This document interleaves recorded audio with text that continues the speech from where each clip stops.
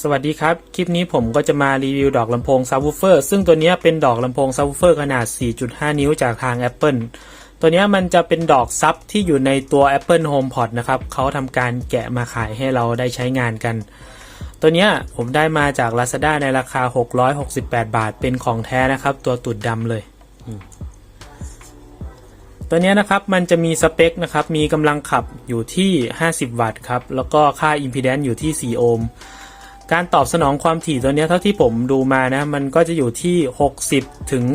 3,500 เฮิรตซ์นะครับผมแสดงว่าตัวนี้มันก็พอตอบสนองความถี่ต่อย่านกลางได้อยู่บางช่วงครับแล้วก็ค่าความไวตัวนี้นะครับก็อยู่ที่90 เดซิเบลครับผม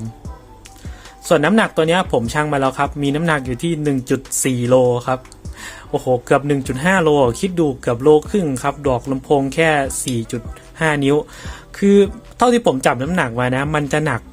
ราวๆพวกไอตัวดอก6 นิ้วครึ่งแม่เหล็กชั้นเดียวเลยหนักเท่ากันเลยครับผมคือตัวนี้มีน้ำหนักค่อนข้างที่จะมากนะแล้วก็มาดูในส่วนของขนาดดิเมนชันของตัวลำโพงตัวนี้นะครับผมเดี๋ยวผมจะขึ้นรูปให้ดูนะครับเพราะว่าผมได้รูปที่เขาวัดมาเสร็จสับแล้วครับจะได้ดูง่ายๆเนี่ยนะครับตัวหน้าดอกอย่างที่เห็นครับก็จะมีระยะอยู่ที่123มิลครับส่วนระยะของตัวรูน็อตก็อยู่ที่113มิลเนาะแล้วก็ในส่วนของตัวขอบลำโพงนะครับเอาไว้เจาะหลุมนะเอาไว้ยัดลำโพงก็จะอยู่ที่100มิลแล้วก็ในส่วนของความสูงนะครับผมที่วัดจากตัวหน้าโดนัทเลยนะจากวัดจากโดนัทลงไปเลยก็จะอยู่ที่72มิลนะแล้วก็ถ้าหากเราวัดจากฐานนะครับตัวฐานหน้าลำโพงก็จะอยู่ที่68มิลโอเคก็ระยะก็มีประมาณนั้นครับโอเคมาดูในส่วนของหน้าตากันก่อนนะครับผมหน้าตาก็ประกอบไปด้วยตัวโดนัทหนาๆครับโดนัทก็นิ่มดีอยู่นะครับผมไม่ได้แข็งเลยไม่ได้มีความตึงอะไรเลยผมว่าเป็นดอกที่ค่อนข้างนิ่มมากแต่ว่ากดลงไปอะครับมันให้ความรู้สึกที่หนาๆมันไม่เหมือนกับบางๆนะถ้าเรากดบางๆไปเราจะรู้สึกเลยส่วนหน้าดอกตรงนี้ก็จะเป็นวัสดุน่าจะเป็นวัสดุกันน้ำนะครับมันไม่ใช่กระดาษอะหมวกตัวเนี้ยส่วนตัวขอบโดนัทนะมันจะเป็นเหมือนพลาสติกนิ่มๆหน่อยแต่ว่ากินฝุ่นนะครับเห็นไหมฝุ่นเข้าไปติดเต็มเลยตัวขอบโดนัทนะครับผมวัดมาแล้วครับตัวนี้มีความหนาอยู่ที่18มิลครับโอเคก็จะมีประมาณนี้เนี่ยครับพวกขอบด้านข้างก็จะเป็นในส่วนของรูน็อตเนาะก็แล้วแต่ใครครับจะเลือกเอาตัวรูเล็กหรือรูใหญ่ยัดเข้าไปนะแต่ผมว่ารูเล็กน่าจะดีกว่านะเพราะว่าหมวกตัวของตัวสกรูมันจะไม่ได้ไปบี้ตัวขอบลำโพงเพราะว่าถ้าหากตัวใหญ่ถ้าหากเราใช้ตัวใหญ่เนาะขอบของตัวหมวกตัวสกรูครับมันจะไปบิดตัวลำโพงเวลาเราขันเข้าไปประมาณนี้มาดูด้านข้างกันนี่ก็จะเป็นด้านข้างตัวนี้มันจะเป็นโครงปั๊มนะครับแต่ว่าเป็นโครงปั๊มที่ค่อนข้างดูดีมากเดี๋ยวผมข้อให้ดูนะโอ้โหแข็งเป๊กอะครับคือแบบไม่รู้สึกถึงแบบความเขาเรียกว่าอะไรความก๊อกแก๊กเลยอะความกองแก๊งเลยอะตัวนี้อย่างที่บอกนะครับมันเป็นของแท้ครับผมก็จะมีพวก QR code ให้นี่เป็นไหมครับสายเชื่อมต่อยังอยู่เลยเขาไม่ได้แกะออกนะเป็นปลั๊กเชื่อมต่อประมาณนี้ให้ดูข้างๆนี่ก็จะมีรูข้างล่างสไปเดอร์เลยนะครับเอาไว้ระบายลมทำมาได้ค่อนข้างที่จะดูดีมากครับอันนี้ก็จะเป็นในส่วนของตัวขั้วดำจะเป็นขั้วบวกนะครับผมลองเช็คมาแล้วส่วนไอตัวสีเทาๆมันจะเป็นขั้วลบนะก็แล้วแต่ครับใครจะมาปัดกีหรือว่าใครจะตัดสายตัวนี้แล้วก็ไปเชื่อมต่อเอาเข้าลำโพงเราเลยนะเข้าตัวแอมป์เราเลยประมาณนี้ก็ดูดีครับผมตัวนี้เป็นไว้เดียวนะมีแค่ไว้เดียวแล้วก็มาดูในส่วนของตัวแม่เหล็กครับตัวแม่เหล็กตัวนี้มีความหนาอยู่ที่20มิลครับประมาณนี้ก็เป็นลำโพง4 นิ้วครึ่งที่มีความหนามากนะปกติ20มิลนี่ก็เห็นมักอยู่ในพวก6 นิ้วครับผมมาดูตรงตูดนะตรงตูดนี้ก็จะมีชิวครับ ปิดไว้อย่างดูดีเลยแล้วก็จะมีรูก็ค่อนข้างใหญ่นะผมจะยัดนิ้วก้อยลงได้อะรูใหญ่มากแล้วก็ตรงนี้ก็มี QR code ให้นะครับเป็นของแท้นะแต่ว่าของแท้ไม่มี QR code ก็มีนะเดี๋ยวผมจะให้ดูตัวเส้นผ่าศูนย์กลางของแม่เหล็กนะครับผมวัดมาก็จะอยู่ที่88มิลครับประมาณนี้สำหรับตัวเส้นผ่าศูนย์กลางเนาะก็วัสดุดูดีมากครับผมมีทั้งดอกของแท้ของปลอมนะแต่ผมว่าของแท้ดูดีกว่าเยอะเลยมาดูของแท้อีกแบบหนึ่งนะครับมันจะไม่มีตัว QR code นะแต่ว่ามันก็เป็นของแท้เหมือนกันเพราะว่าผมสั่งมา2ดอกครับมันน่าจะเป็นเซตเดียวกันแหละครับแต่ว่ามันน่าจะทำมาคู่กันมั้งเขาก็เลยสกรีนตัว QR code แค่อันเดียวอันนี้ก็ของแท้เหมือนกันนะแต่ว่าเขาจะไม่มีตัวสติ๊กเกอร์ QR code ให้เห็นไหมของแท้เช่นกันครับตูดดำเห็นไหมสายพวกเชื่อมต่อยังอยู่เลยอันนี้ผมไปบัตรคีย์สายเตรียมมาลงตู้แล้วก็ประมาณนี้แหละครับฝุ่นยังอยู่เลย ดอกตัวนี้ขอบมันไม่ดีอย่างหนึ่งนะมันกินฝุ่นมากครับมันทำความสะอาดค่อนข้างที่จะยากนะประมาณนี้ก็รายละเอียดก็มีประมาณนี้แหละครับตัวไว้ก็ค่อนข้างใหญ่นะเห็นไหมเท่าที่สังเกตดูเดี๋ยวใช้ดูใกล้ๆเนี่ยแต่ผมไม่แน่ใจว่ามันจะกี่มิลครับแต่ผมว่ามันค่อนข้างที่จะใหญ่อ่ะโอเคเดี๋ยวผมจะประกอบลงตู้ให้ดูครับว่าเสียงตัวนี้มันออกมาเป็นไงบ้างโอเคครับผมก็ได้ทำการติดตั้งดอกลงตู้เรียบร้อยโดยที่ตู้ที่ผมใช้งานก็จะเป็นตู้ซับสูตร Order 6นะครับที่ร้านเขาบอกว่าออกแบบมาเฉพาะตัวพารามิเตอร์ของดอก Apple เลยครับเดี๋ยวผมจะมีรีวิวตู้ตัวนี้แยกนะ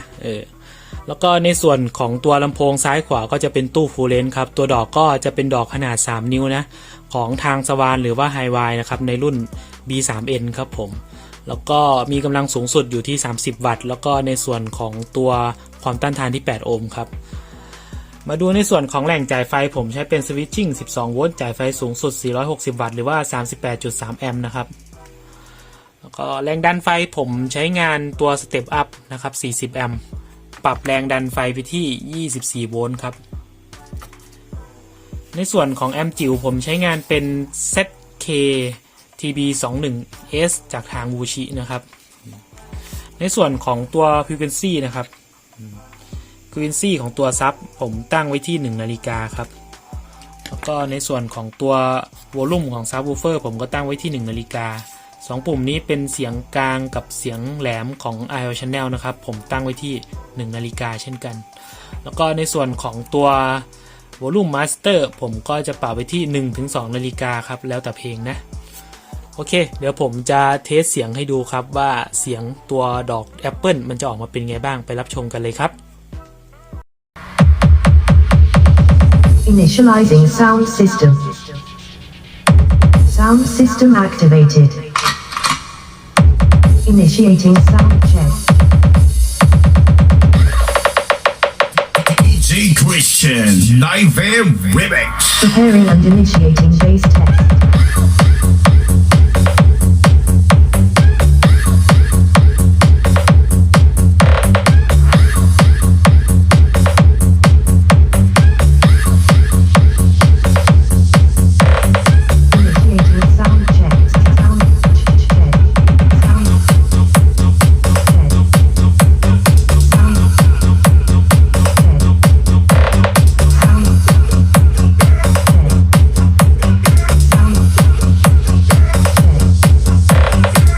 Initiating sound check. Preparing and initiating bass test. Bass. Bass test. Bass. Bass test. Preparing and initiating vocals test.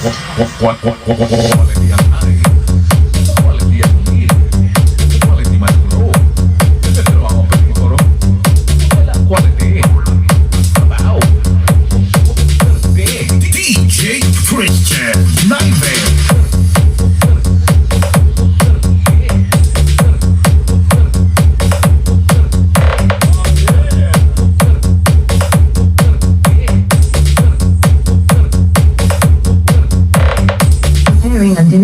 Initiating treble test.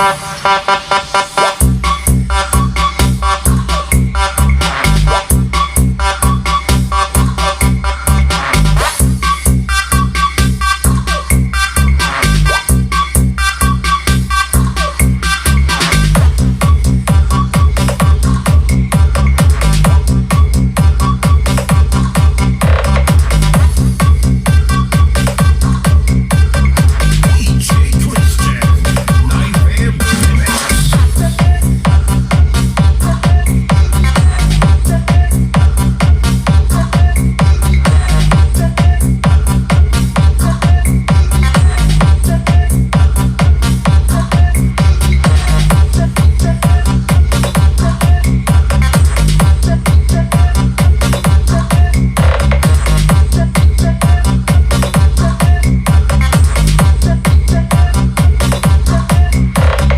Sound check now complete. All systems are ready.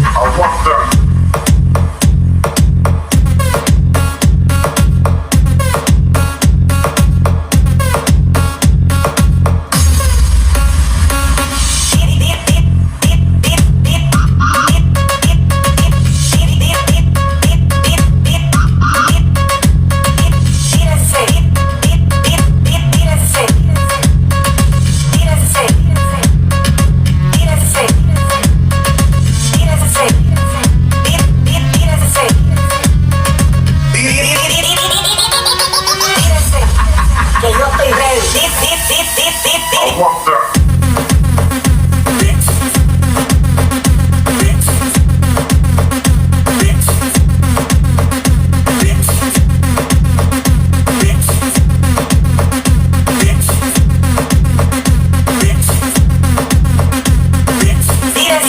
Que yo estoy ready.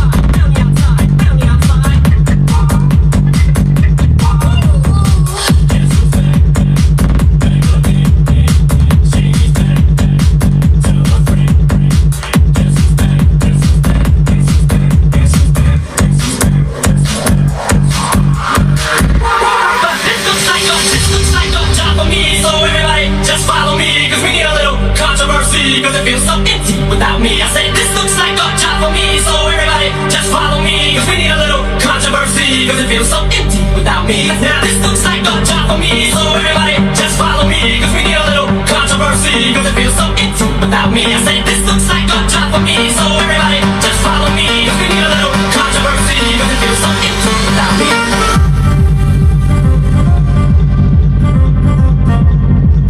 Feels so empty without me.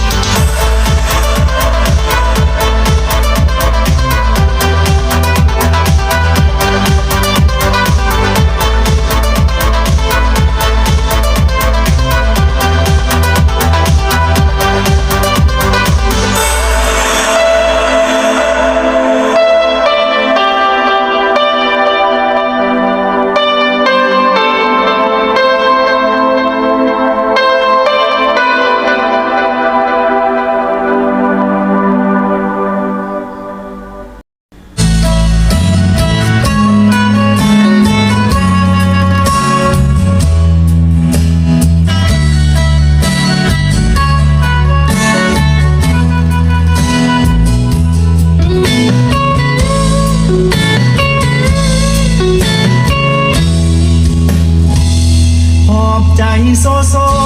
มาวัดตะโกกราบหลวงพ่อรวยการเงินมันติดชีวิตมันป่วยตัวช่วยไม่มีเลยท้อลูกมันคนจนขาดคนจริงใจความหมายไม่พอนับวันยิ่งจนแทนอขอพรหลวงพ่อช่วยที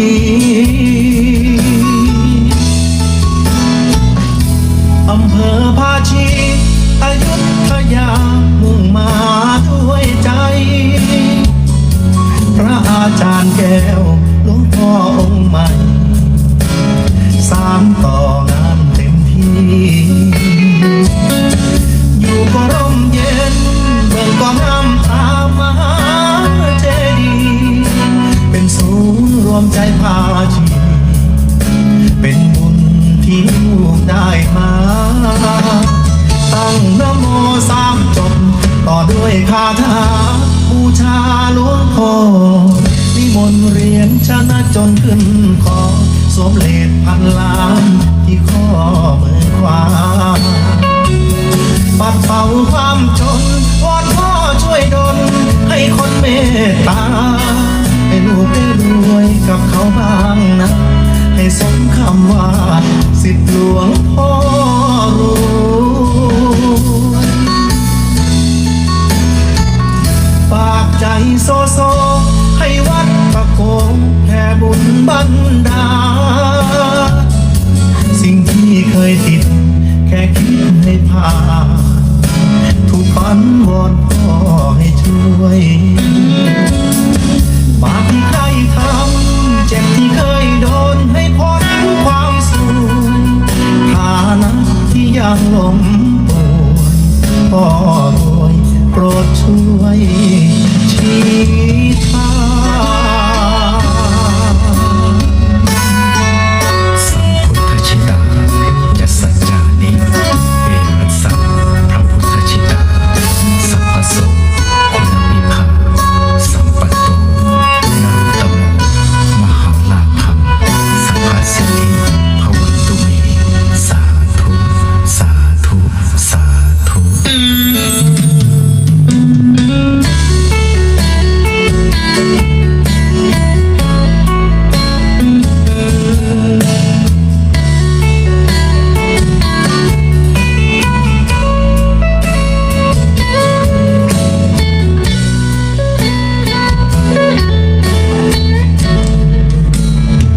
ตั้งนะโมสามจบ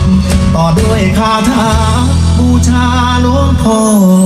นิมนต์เรียนชนะจนขึ้นคอสวมเลดพันล้านที่ข้อมือขวา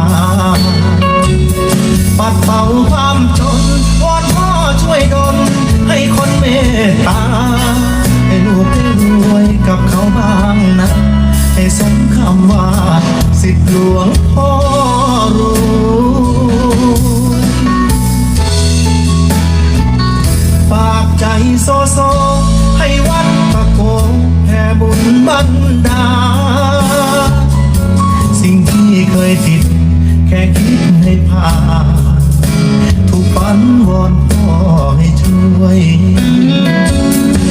บาปที่ใครทำเจ็บที่เคยโดนให้พ้นความสูญฐานะที่ยังล้มป่วยพ่อรวยโปรดช่วยนำทาง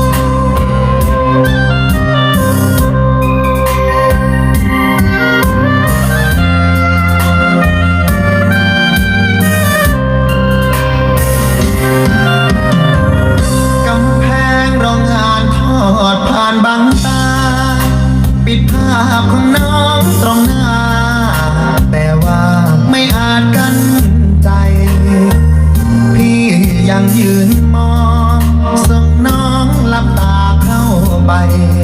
สองเราต่างเป็นแรงใจ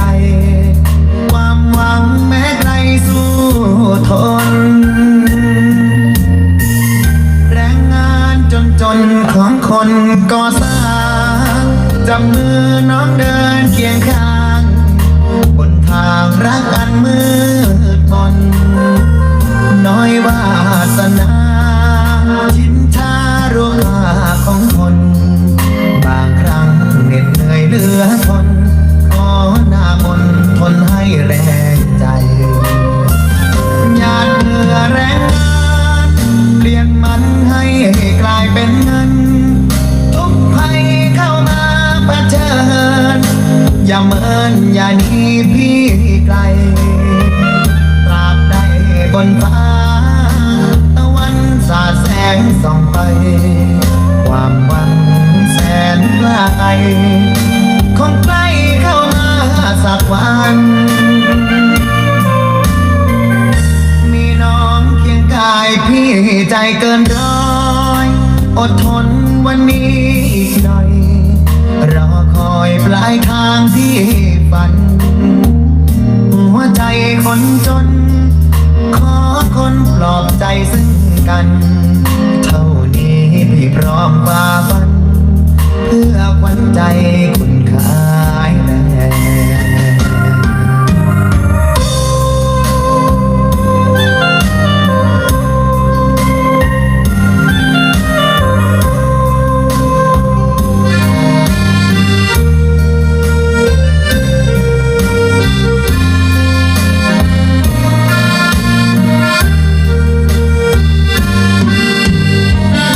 มีน้องเคียงกายพี่ใจเกินร้อยอดทนวันนี้อีกหน่อย รอคอยปลายทางที่ฝัน หัวใจคนจน ขอคนปลอบใจซึ่งกัน เท่านี้พี่พร้อมฝ่าฟัน เพื่อขวัญใจคนขายแรง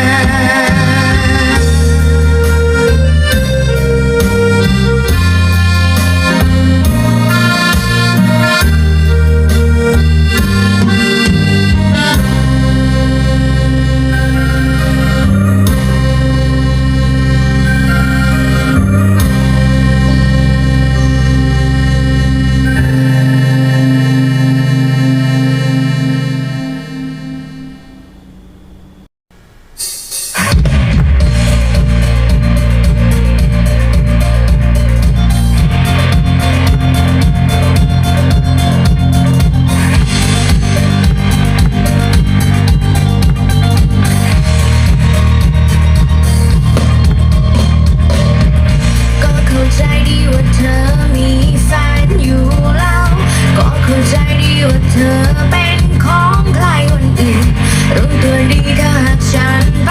รักใครคนอื่นนอกจากเธอมันคงไม่ท้าทายตกหลุมรักเธอไปแล้วจะให้ทำยังไง บอกแฟนเธอที่ได้ไหมว่าเธอไม่รู้จัก ฉันเป็นใครก็ไม่รู้ก็แค่คนบ้านะสติสตังค์ไม่ค่อยได้รอวันเธอมาหารอวันที่แฟนเธอหลับตา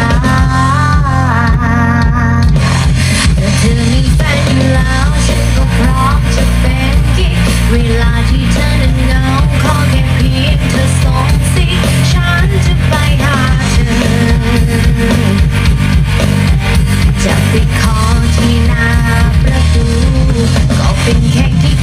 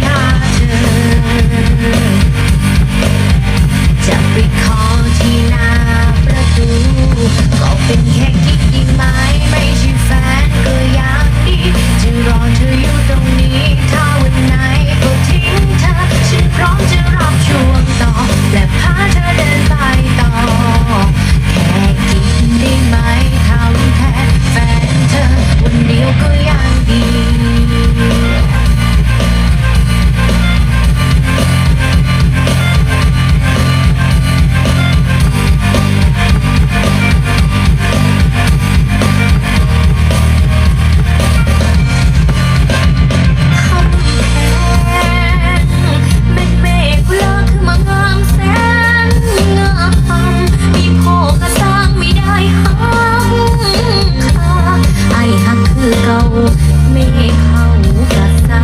งกระสัง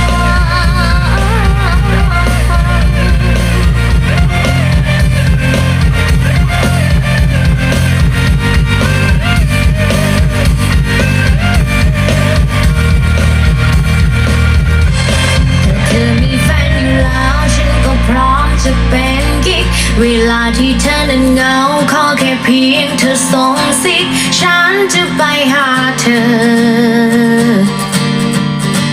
จะไปขอที่หน้าประตูก็เป็นแค่กิ๊กได้ไหมไม่ใช่แฟนก็ยังดีจะรอเธออยู่ตรงนี้ถ้าวันไหนก็ทิ้งเธอฉันพร้อมจะรับช่วงต่อและพาเธอเดินไปต่อแค่กิ๊กได้ไหมทำแทนแฟนเธอวันเดียวก็ยังดีวันเดียวก็ยังดี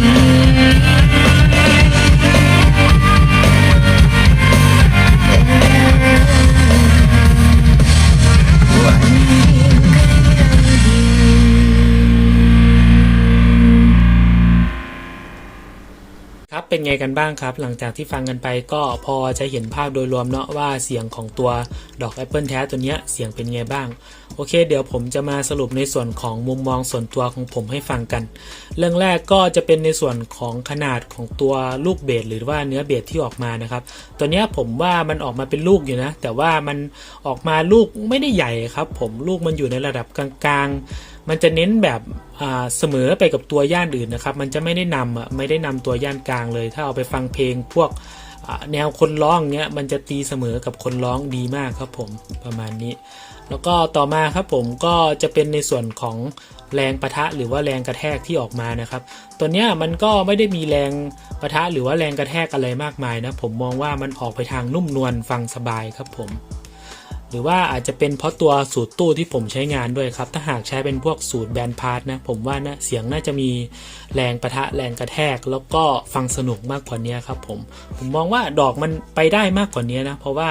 ตัวหน้าดอกนะครับผมมันสั่นมากแล้วก็ลมออกมาค่อนข้างที่จะเยอะมากครับถ้าหากเอาไปลงตู้แบนด์พาร์ทน่าจะเหมาะนะประมาณนี้แล้วก็ต่อมาครับผมก็จะเป็นในส่วนของความถี่ลึกผมมองว่าตัวเนี้ยถ้าเทียบกับขนาดหน้าดอกแค่4 นิ้วครึ่งนะผมมองว่าตัวเนี้ยมันก็เป็นตัวหนึ่งนะที่ลงได้ค่อนข้างที่จะลึกอยู่นะครับมันอาจจะไม่ได้เท่าพวกดอกพวก6 นิ้วครึ่งนะเท่าที่ผมเคยใช้งานมาประจำมันไม่เท่าพวกนั้นแน่นอนครับเพราะว่าหน้าสัมผัสตัวอากาศมันต่างกันเนาะแต่ว่าทำได้ในหน้าแค่นี้หน้าแค่4 นิ้วครึ่งผมมองว่ามันก็โอเคแล้วแหละครับผมเพราะว่าผมนั่งอยู่หน้าลำโพงผมรู้สึกได้เลยว่าความถี่ลึกมันออกมาระดับหนึ่งเลยประมาณนี้แหละในส่วนของความดังนะครับเท่าที่ผมได้ลองเปิดสุดมานะผมมองว่าตัวเนี้ยก็มีความดังระดับหนึ่งนะแต่ว่ามันอาจจะไม่ได้ดังถึงขั้นเอาไปฟังกลางแจ้งได้ครับผมว่าตัวเนี้ยเหมาะเอาไปฟังในห้องหรือว่าในบ้านครับผมเป็นลำโพงเล็กๆตัวหนึ่งครับตั้งไว้แบบประหยัดพื้นที่ผมว่ามันให้เสียงที่ค่อนข้างดังนะถ้าเปิดในห้องธรรมดาแต่ว่าไปเปิดกลางแจ้งอันนี้ไม่รอดแน่นอนครับผมมาดูในส่วนของข้อดีของตัวนี้นะครับผมเท่าที่ผมได้ลองนั่งฟังมานะเรื่องแรกก็จะเป็นในส่วนของเรื่องเสียงครับเรื่องเสียงตัวนี้ผมค่อนข้างที่จะชอบนะเอาไปฟังกับเพลงพวกแนวคนร้องมันค่อนข้างที่จะกลมกลืนครับคือมันไม่ได้เบียดย่านอื่นเลยครับมันจะกลมกลืนเนียนตีเนียนไปเลยครับผมตีเนียนตีคู่กันไปเลยถ้าเอาไปฟังเพลงแนวเนี้ยมันจะเหมาะมากสังเกตได้จากเพลงลูกทุ่งนะครับที่ผมเปิดให้ฟังมันก็จะตีเนียนไปเลยครับผมคือมันฟังแล้วมันรู้สึกสบายครับประมาณนี้แหละแล้วก็ต่อมาครับผมในส่วนของงานประกอบก็ของแท้ครับผมว่างานประกอบมันค่อนข้างที่จะดูดีนะดูดีมากเลยไม่มีจุดติเลยก็แต่ว่ามันก็มีตำหนิเล็กๆน้อยๆแหละครับผมเพราะว่ามันเป็นลำโพงถอดจากตู้เนาะประมาณนี้แหละโอเคก็ข้อเสียสำหรับตัวนี้นะครับเท่าที่ผมได้เจอมาเรื่องแรกก็จะเป็นในส่วนของแนวเพลงที่เหมาะกับตัวนี้นะผมมองว่าถ้าเอาไปฟังแนวแบบเพลงแนวตึ๊ดแนววัยรุ่นหน่อยแนว EDM อย่างเงี้ยแนวเบสหนักๆหน่อยผมว่าตัวเนี้ยอาจจะยังไม่ตอบโจทย์ครับผมข้ามไปเล่นพวกดอก6 นิ้วครึ่งขึ้นไปเลยดีกว่าครับถ้าจะเอาแบบแรงกระทะแรงกระแทกนะแต่ว่าเดี๋ยวผมหาตู้ลำโพงที่เป็นแบนด์พาร์ทมาใช้งานดูครับว่าเสียงมันจะดีมันจะเด่นขึ้นไหมเพราะว่าสูตรตู้ออเดอร์6มันอาจจะเน้นแนวตึ๊ดแนววัยรุ่นไม่สู้พวกแบนด์พาร์ทครับผมประมาณนี้แหละ โอเคข้อเสียต่อมาก็จะเป็นเรื่องราคาครับผมราคาตัวเนี้ยตอนเนี้ยโดดไปไกลมากครับดอกละ600กว่าเนาะคือเป็นราคาที่ค่อนข้างสูงนะมันเกือบซื้อดอก6นิ้วครึ่งแม่เหล็ก2ชั้นดีๆได้เลยนะครับผมคือมันเกือบชนกันแล้วครับอีกไม่กี่10 บาทเนี่ยจะไปชนตัวดอกตัวดอกอเมริกันซาว6นิ้วครึ่งแม่เหล็ก2ชั้นที่ผมรีวิวไปครับเกือบชนดอกนั้นเลยคือมันเป็นราคาที่สูงมากนะถ้าไม่ใจรักจริงอันนี้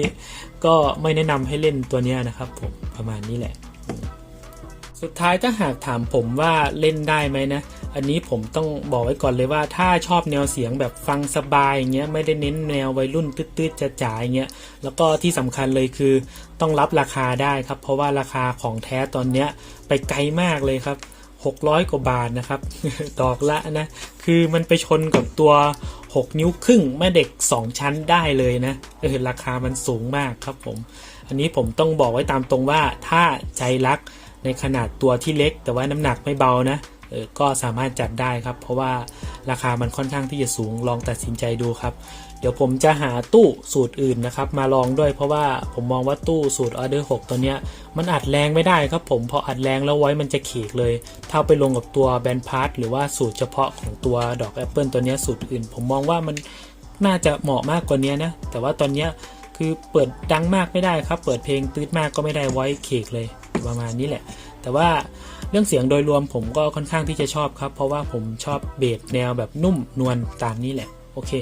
เดี๋ยวถ้าใครมีอะไรก็สามารถคอมเมนต์คุยกันด้านล่างได้ครับเดี๋ยวผมมาตอบสำหรับคลิปนี้ก็ไปแล้วครับสุดท้ายนี้ก็ฝากกดติดตามด้วยนะครับผมเพราะว่าจะไม่ได้พลาดคลิปสำคัญไปประมาณนี้แหละโอเคสำหรับคลิปนี้ก็ไปแล้วครับถ้าคุณรักเสียงเราเป็นเพื่อนกันสวัสดีครับ